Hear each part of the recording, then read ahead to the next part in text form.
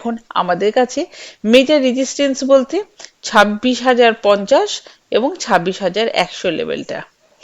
ধরে নেওয়া গেল যে by chance Nifty gap up open হলো, নিফটি 26,100 কাছে ওপেন হলো এবং সেইখান থেকে যদি একটা সেল আপ আসে, তো আমরা 26,080 এই লেভেলটা ব্রেক করার সাথে সাথে নিফটিতে একটা সেল সাইডে কাজ করতে পারি বা সেল সাইডে একটা ট্রেড জেনারেট করতে পারি।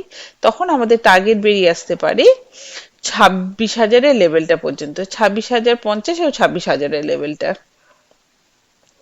আর নিফটি বাই চান্স যদি এই 26,100-র উপরে নিজেকে হোল্ড করে, সেই ক্ষেত্রে আমরা 26,130-এর লেভেলটা ব্রেক করার সাথে সাথেই 26,100-তে পুল ব্যাকে বাই সাইডে একটা ট্রেড ইনিশিয়েট করতে পারি। আমাদের তখন টার্গেট বেরিয়ে আসতে পারবে 26,300 লেভেল পর্যন্ত।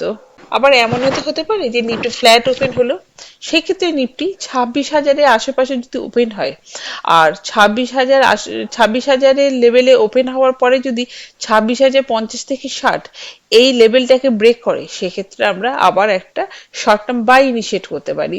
আমাদের তখন টার্গেট বেরিয়ে আসতে পারে 26,100 থেকে 26,120 লেভেলটা।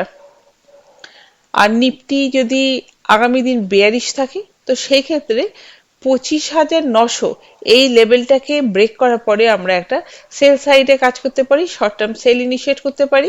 আমাদের তখন টার্গেট বেরিয়ে আসতে পারে 25,820 লেভেলটা।